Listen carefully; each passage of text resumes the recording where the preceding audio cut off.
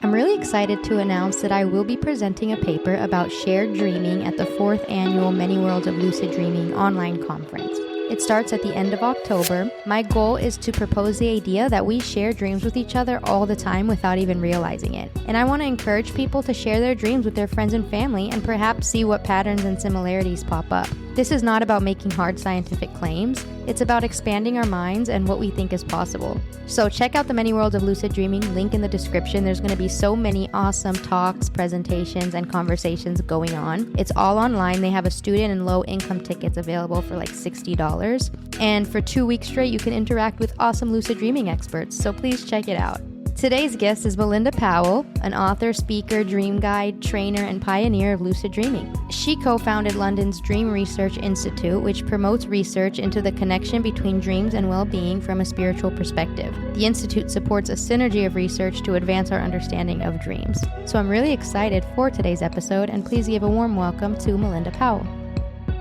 Thanks for having me, Amina. It's good to be here and have the chance to talk with you on your podcast. I've always had an affinity for dreams. So when I was a child, I was really interested in the dreams that I came across in my Sunday school of Daniel in the Old Testament and Joseph. Some of your listeners will know about the dream of the coat of many colors and the story of Mary and the Annunciation and seeing the angel Gabriel. So all of that really resonated with me. I also had very vivid dreams as a child and quite lucid dreams. I would write them down and make them into stories. But when I was a child, about 7, I got called in for a teacher's conference with my mother. And the teacher was quite concerned about maybe I had copied this or where was I getting these ideas. And I was quite mortified about that. So I stopped sharing my dreams. So unfortunately, I'd rather put a lid on my dream exploration for outwardly, but inwardly, I still paid attention. I kept a journal ever since my teens. And I also really started following my dreams for dream guidance in my early 20s and made some major life decisions like, leaving the US for Europe. I made that decision following the dream. So dream guidance has always been really important to me. But getting to your question about lucid dreaming, so as I said, I was frightened of those dreams, the repercussions of them, so I'd stopped them. But I started having them again, against my will rather, in my late 30s. They were hard to ignore. At the time, I was doing a training in counseling and psychotherapy education in London, where I had moved some years before. And so the dreams were well received there. People had an open heart towards dreams. So I felt more confident about accepting them really and exploring them. So I allowed them to unfold. And when I did, well, my dreams changed and I changed and my life changed. So yeah, wow, I can't believe the teachers when you were young, kind of dimmed your light a little bit, but I'm glad you found a place where people allowed you to explore that openly. I think that's really important. Yeah, I think that's, why the work you're doing is important, because it's just putting it out there. People come across it and feel supported and, they have a safe place they can explore it. Yeah, exactly. And I think that's really important at a young age. Like one thing I'm interested in is teaching lucid dreaming to children so they know that, it's normal to share dreams and, they can learn these skills and that come naturally to them and they can harness them very young. So, yeah. I mean, it's a gift. It's part of our human inheritance. So it ought to be encouraged, really.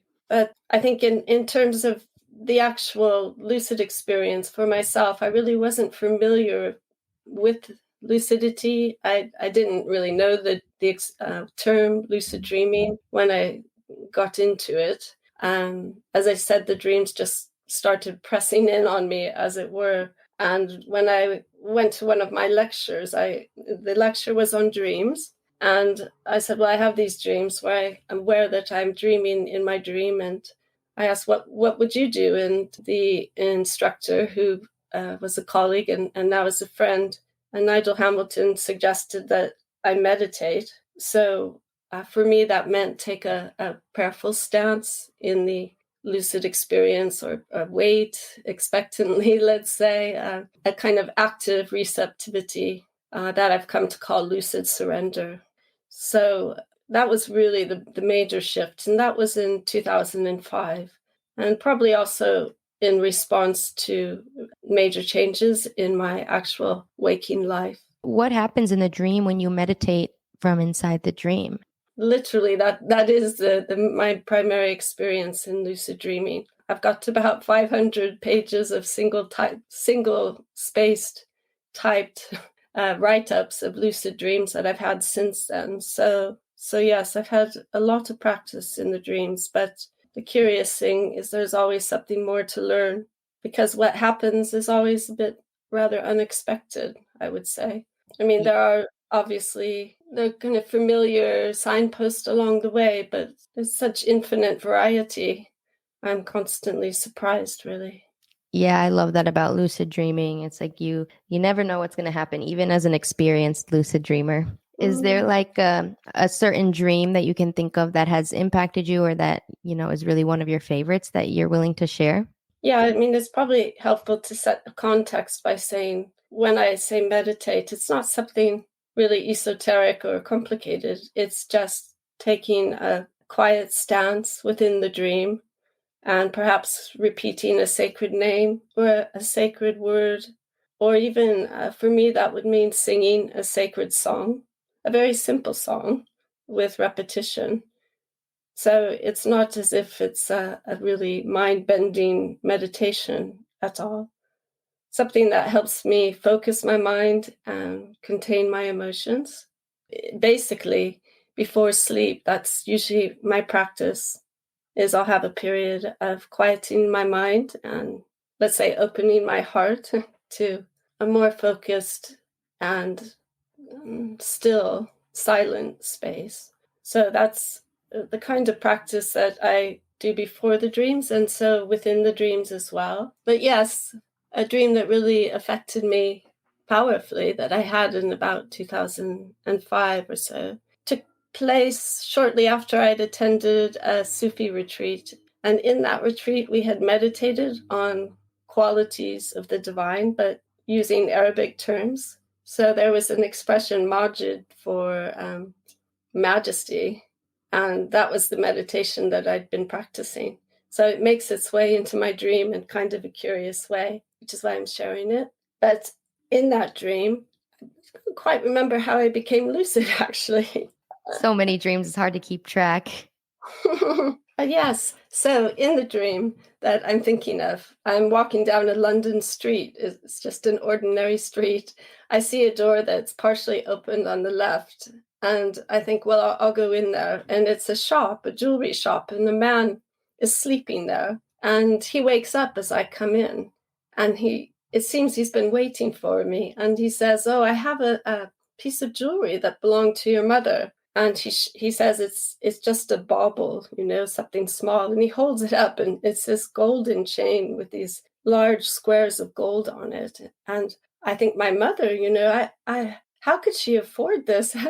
And he said, well, don't worry about that. Your mother's already paid the price. He said, and what was her name? And he said, was it something like Margid or Margaret? And I said, yes, Margaret.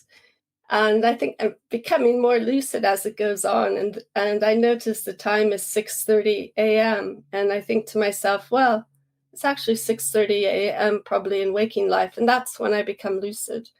So immediately with that, I just really pause. I remain still. And then the dreamscape falls away and opens to this expanse of intensely bright darkness and a very strong, powerful wind. It feels like I've come out of my body. At the time, that was a very strange and novel experience for me. So I was repeating the name Gabriel, a name of an archangel, to calm me. And we cross this expanse, and then there's a ring of what I think are stars, but it seems that they're sentient beings of light, quite intelligent, and they're slowly circulating around this vast inner circle of kind of clouds of this luminous darkness. So basically, anyway, I end up dropped in the center of that. I'm quite afraid at first. And again, waiting, singing a sacred song to calm myself. And then it occurs to me that actually I'm safe, nothing bad is happening. And suddenly I feel a deep joy go through me. I do a yoga pose, which is the dancer's pose, where you put one arm up and one leg behind you and hold it at the knee bend.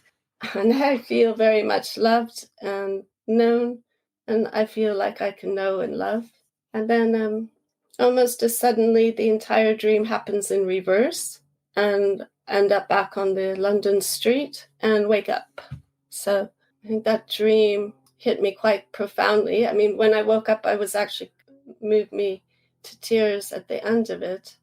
And remind me a bit, have you seen pictures of worshippers around the Kaaba in the Arabic pilgrimage Yes. site? Yeah. Mm-hmm. It Yes. reminded me of that because the white ring around this black center, and in that tradition, it houses, I think, a meteorite stone, a dark black meteorite stone. So, in any case, yes, that dream. After that dream, it so happened I was just starting IVF treatments just at that time, and the next day or so, I took the medication, whatever they give you to start that process, and I had an allergic reaction, and it was very severe. I was very ill, and actually, that dream helped me to reel my soul back in, as it were. It helped me to get through that very hard time. Wow, that's really profound dream. I appreciate you sharing it. It's really interesting how it impacted you moving on in the coming days. That's really cool. Yes. Yeah, I mean, probably you found it too. I mean, not only the coming days, but I think that even now, still Hmm. the ramifications, unpacking the dreams. Oh So, yeah, definitely. I cherish my dream memories for years, like just as much as my waking life memories. They're very special to me. So I understand that. It's very mm, cool. So you were in London at that time, yeah. and then you also co-founded the Dream Research Institute in London. How did that come about? I know you mentioned you met Nigel, and how did you guys Mm. start the institution? Yeah, I had gone through the training. It's a 5-year qualification, postgraduate work in psychotherapy, transpersonal psychotherapy. I've been working as a therapist, and I had ended up directing a counseling center that was a placement center for therapists at the center where I trained, the Center for Counseling and Psychotherapy Education. And Dreams, as I mentioned, had been a part of that training. I worked with dreams with my clients, and dreams were very important in my own life. It was, as it happened, just when I started really intensely lucid dreaming, I also started this job directing the counseling center. And I think my experience there evolved in tandem with the dreams, the lucid dreams. I found they gave me the energy for what was really intense work. They gave me ideas, inspiration for fundraisers, dealing with people, all kinds of guidance. And I was always, at the same time, I still continued attending dream workshops. I had my own different dream guide. I worked on dreams for a couple of hours a week with a dream guide named Sajita Taylor, lovely woman. And I knew that Nigel had gone to an International Association for the Study of Dreams conference, and that's where I first heard about the organization. I thought I'd love to go to a place like that. Out of my own experience, my professional work, my training, also my interest in well-being, I thought, well, in therapeutic practice, we say that dreams help our clients therapeutically, but there isn't a lot of evidence to support that. And a lot of the dream research at the time, back in 2011, was really focusing on dream pathologies like nightmares and hallucinatory aspects of dreams. So I was noticing how mindfulness and the yogic traditions were using research to support their claims for health benefits, and thought that would be a good idea for dreams. And Nigel and I talked about that, and we shared a lot of similar ideas around that. So suggested we set up the center, Dream Research Institute, which is really a dream studies center. And I ran that, I directed it for 7 years, and now it's handed it over to Dave Billington, who's the current director. And I still am a senior advisor there. Wow, very cool. What studies and projects are currently going on there? Yeah, well, we offered trainings in dream guidance and working with dreams therapeutically, not only for therapists, but also for the wider public. Currently, Nigel's doing specific research on directional movement in lucid dreams. He's got a series of research projects around that. He talked about it at the ISAD conference recently with Robert Wagner. And we also have people working on looking at the therapeutic benefits of dream reentry techniques in therapy. So Dave also started a Dreamboat podcast, so I'll give a plug for that. He does it with our DRI associate, Laura Payne. So you can have a listen there.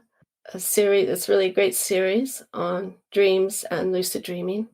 Awesome. Yeah, I'll definitely put the links to the Dreamboat podcast and to your books as well on the website and all that. So Thank that's you. great. Yeah, it's great podcast. I love connecting with other dreamy podcasters. It's a dream become reality just over time. So it's good to hear it and to see it. Yeah. So I understand from your IASD presentation that Carl Jung was a big inspiration to you. Can you tell me a little bit about how his work has guided you and how you integrate it into your work today? Yes. I have a debt of gratitude towards Carl Jung. I think my first official book on dreams was written by John Sanford, who was an Episcopalian priest who had trained as a Jungian analyst. And he wrote a book, God's Forgotten Language. And I read that as part of my, strangely enough, my literature training back in my early 20s. So that kind of set me off in my interest in Carl Jung. And I think why I'm really drawn to his teaching is that he's looking at, a psychological and spiritual transformation through his process of what he calls individuation. It's something that we get from the inner experience of the soul, from our own inner guidance, rather than really seeking external validation or external sources of knowledge. And so his teachings on alchemy, his alchemical model, and the creative imagination, they are all ways of understanding this process of transformation that I see very much mirrored in dreams and lucid dreaming. Yeah, I love that. He's inspired me a lot as well. I'm currently reading Man and His Symbols officially thoroughly through because over the years I've read snippets and sections of it. So I'm finally reading the whole thing. I love how often he talks about dreams. So it's really interesting. Yeah, it's a wonderful overview, really, of his, as he calls it, we each need to create our own symbolic life. That's what gives our life shape and, he would say, meaning. And so, dreams and working with dreams helps us to do that. I think Carl Jung, although he didn't talk overtly about lucid dreaming, the term was around when he was writing. He talked about visionary dreams, big dreams, numinous dreams, and dreams of light. But I think what he describes in his experience in his Red Book in 1913, 1917 is really intense confrontation, as he would call it, with the unconscious, or touching the depths of his own inner experience, and what came out of it in terms of teachings around creative imagination or active imagination. All of that has a lot of affinity with the kind of research that we see going on in lucid dreaming, related, say, to imagery rehearsal therapy or dream re-entry and changing the dream. If you were born now, you'd probably be doing what you're doing, working more directly with lucid dreams. But I think it's also important to understand the context in which he was working. And I think the way, let's say, Jungians very much regard or tend to regard lucid dreaming now with a bit of wariness or suspicion, because the emphasis, let's say, in the West is very much on controlling the dream or manipulating the dream. I think from a therapeutic point of view, a Jungian might see that as an attempt for the ego to only strengthen its defenses or to strengthen its sense that it can do whatever it wants to do. So there'd be some wariness around that. And what I wanted to show, though, is in the talk was that Jung himself and had a deep trust in that encounter with the unconscious. But the trick was that one had to really enter it in a spirit of surrender, and also treating the dream reality, let's say, with respect, as if it had its own existence. And to me, that really has echoes of the lucid dream experience. I mean, doesn't it sound like it to you? Oh, yeah, definitely. The dream has like a mind of its own sometimes. I treat it like its own intelligent entity. That's right. Yes. I think it's Jung said, and now famously, that he, wasn't sure if he dreamed or was being dreamed. So I think when we lucid dream, we have that. I mean, very often we can have that same sense that we're being dreamed, and the dreams have their own intent. Yeah, that's very powerful. And I've noticed that as well through just some books that I've read and modern practitioners that have gave me the idea of, interacting with the dream itself instead of getting lost in the little details and the dream characters. So that's always interesting to see what comes up. And sometimes it's powerful experiences that I feel like I could not have come up with myself. So it always feels like there's something bigger there. Yes. I mean, one of the keys of Jung's teaching on active imagination was that you really need to allow the imagery to unfold. It's again that sense of waiting and not prejudging or having a set expectation of what will happen. So that's a really important aspect that you're bringing up there. Yes, definitely. Expectations can definitely play a big role. It might, the dream may or may not go the way that, one is intending. I like this quote that's like, you can control the ship, but not the sea, because a lot of people think that lucid dreaming means you can control the dream, but that's a misconception. It's about the awareness, and the control is only sometimes there. That's right. Yes, I Yeah. think that's one of Robert's quotes. Robert Wagner Yes. is fond of saying that, isn't he? Yes, it's interesting to me to think of something like flying and lucid dreaming. I mean, it can be quite an exhilarating experience, and we have the sense that we're somehow making that happen. But of course, in flight, it's not just about the plane going through the air, through the plane directing it, but it has the air, and it's in relationship with the environment around it and having that energy. And so it's interesting to think again, are you flying, or are you being flown, or are you being given an intimation of what it might be like to understand that we don't control the flight, we're being supported in flight? Think of it differently. Yeah, it's a very interesting question. It's quite mind boggling to me. Where do you think this greater awareness comes from? Is it part of this source universal energy? Is it a part of us, like a higher version of ourselves? Do you have any personal thoughts on that? Mm. Yes, it's an important question, man. What is it? What is that awareness behind the dream? Sometimes people will say, is it just our minds, or a creation of our mind, or an extension of our mind? I think what I've felt in my own dreams is always that it's something that in which I'm contained. It's larger than me, basically. And what really interests me around it is how the soul is touched by that, or awakened to something larger within itself. So we might use terms like a higher self, or the higher will, or the source, or just simply the mystery. In the Gnostic traditions, I quite like that they often refer to it as the great silence, or the great stillness. Actually something then beyond our limited human comprehension, but certainly that's something that communicates to us a feeling of wholeness and being in touch with a power that has for us the qualities that we may lack, and be able to impart those to us, whether that's emotionally or in terms of our own intellect. So yes, something larger than ourselves, and something that our soul recognizes and is woven into the fabric of our being.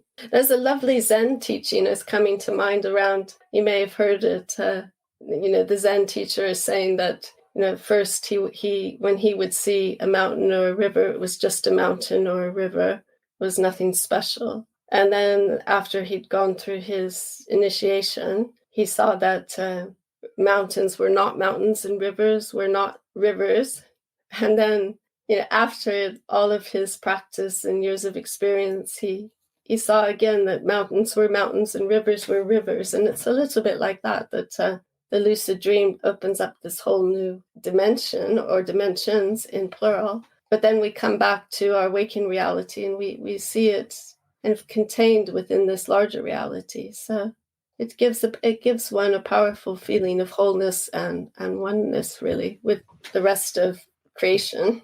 Yeah, lucid dreams have definitely brought me so much peace and guidance in my waking life as well. Like it really integrates itself and guides me. So that's one thing that I love. And also another practical and good use for dream work and lucid dreaming is, for healing emotional aspects and maybe even physical aspects and, working through traumas and things like that. From your experience, how can one use lucid dreaming for that? And what is the impact that it has on healing? I mean, definitely, yes. It's healing, psychological healing, physical and spiritual. I think of my own experience, the physical side of it. In waking life, I was quite ill. I had a terrible sinus infection that threw off my bounds, so I couldn't walk for a number of weeks. I was pretty miserable.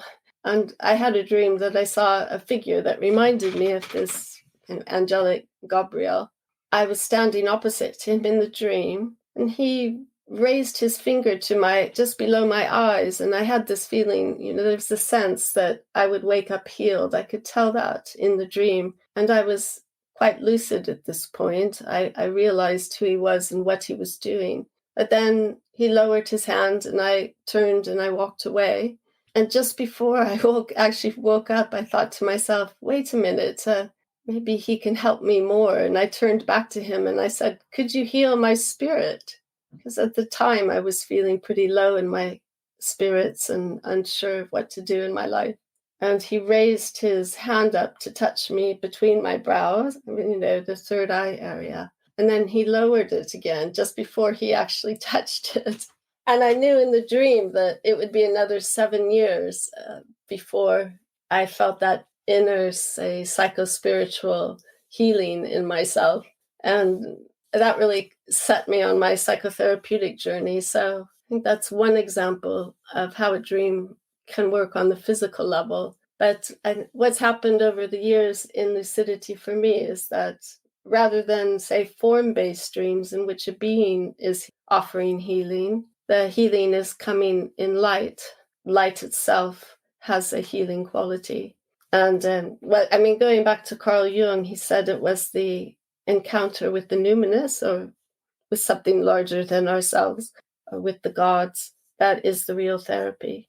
So the lucid dreams very often present us with experiences that have this numinous quality, and it transcends our, let's say, what is causing us dis-ease, whether it's physical or emotional or psychological. It provides a container that dissolves those issues, as it were. And I think that's why you'll find dreamers then describe this kind of spontaneous healing after a lucid dream.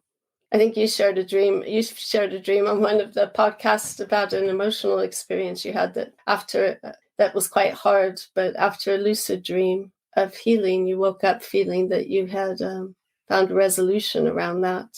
Yes, my dreams have brought me healing. And there's one in particular that I always share when I was going through something. And then, a dream character, which I seeked out in the dream, literally just poured this healing energy into me. And I woke up feeling healed and so much better. And that experience really shocked me at how much a dream can literally just change entirely, physically, emotionally, the way that I was feeling. So it was super powerful. Absolutely. Yeah.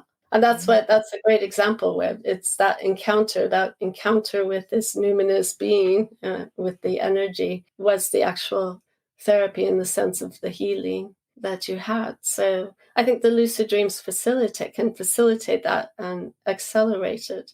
But obviously there are other ways, that we can have these kinds of experiences. It's a spectrum, let's say, of consciousness. But yes, what a lucid dream, in terms of the intensity of the experience, it can help, I think, to facilitate or accelerate that experience of healing than, say, just instead of talking about something cognitively, you're actually experiencing it fully.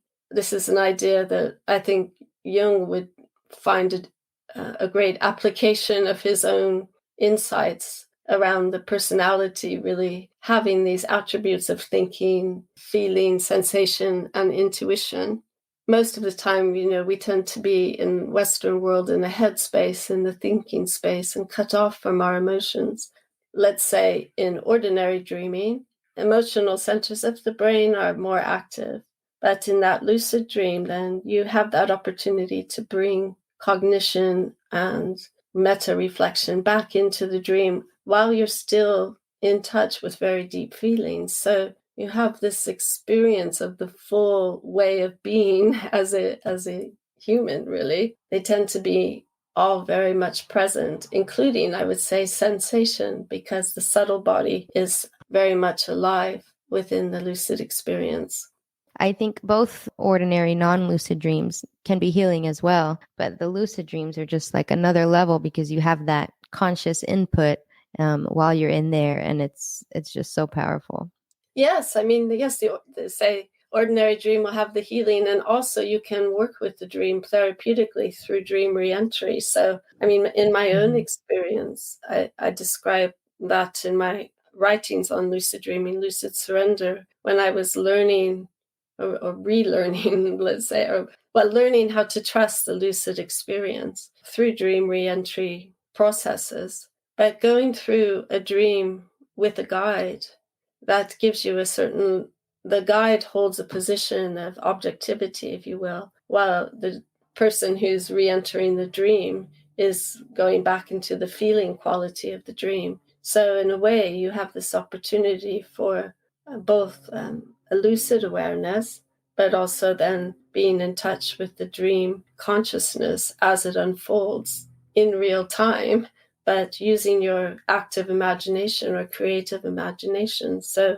again, really drawing on these Jungian ideas for working with dreams. And that's why I say it's a spectrum of consciousness. One can access this healing in a non-lucid dream, but through the dream work as well, after a dream, through dream reentry, and then also within the lucid dream. But the lucid dream experience might feel somehow complete in itself. It doesn't need further investigation in terms of its resolution. It kind of is what it is in that sense. Yeah, definitely. And you mentioned one of your books called Lucid Surrender. I think that's such a beautiful name and really fitting for the topic. Can you tell me a little bit about your book? And I know you have other books as well, so feel free to share them.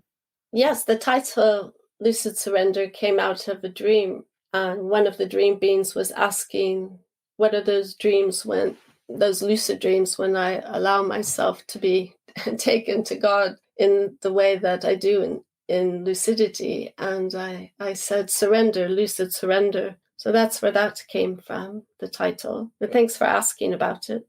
As a book came out of the evolution of my experiences in dream lucidity. It's looking at those experiences from a phenomenological perspective. So, the types of experiences, the experience of light and wormholes and effects of mirroring. But it's also looking at the dreams from a therapeutic perspective and bringing my professional experience working with dreams to bear on that and looking at their potential for psychological and spiritual healing.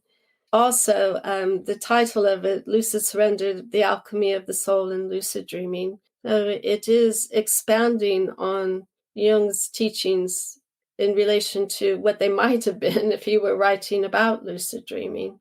So really looking at his alchemical model, how it speaks to lucid dreaming, and some of his notions about the empty center, which I relate to this experience of the lucid void or black light. I suppose it is more advanced or subtle lucid dreaming, but that's been my experience. And so my path has been the path of lucid surrender.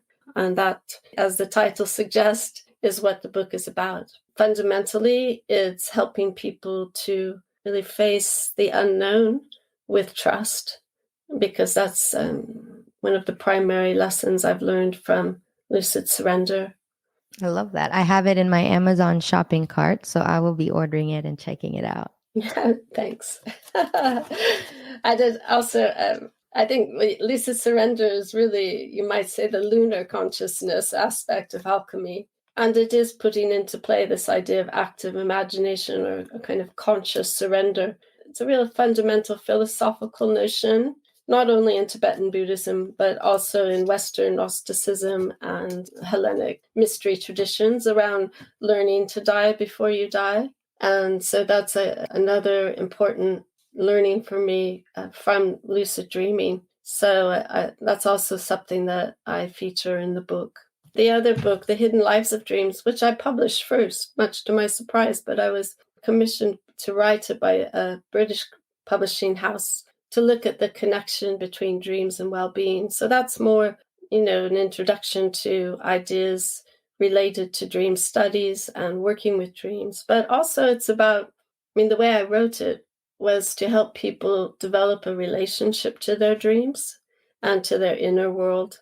So going through reading the book, it's also intended to deepen one's own encounter with their dreams. So there are many different approaches to psychology and therapy modalities. There have been lots of studies that show that it isn't really the method or approach that you use. What it is the relationship between the client and the therapist that really results in positive outcomes, or potentially can. So if someone has a good, trusting relationship with their therapist, they'll have better outcomes really across all the modalities, right? And I think it's similar with dreams. You can take a Freudian approach, a Jungian approach to dreams. You can follow this or that teacher on dreams.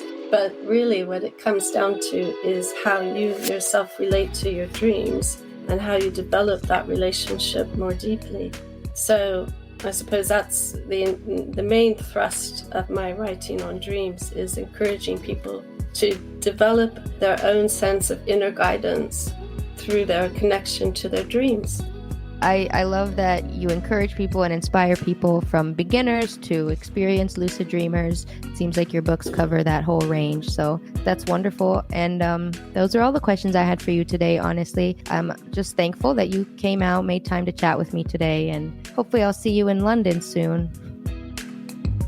Thank you so much for listening. Don't forget to check out all the links in the description. Leave a review, check out the website, like, share, subscribe, whatever you gotta do. Love you guys, and sweet dreams.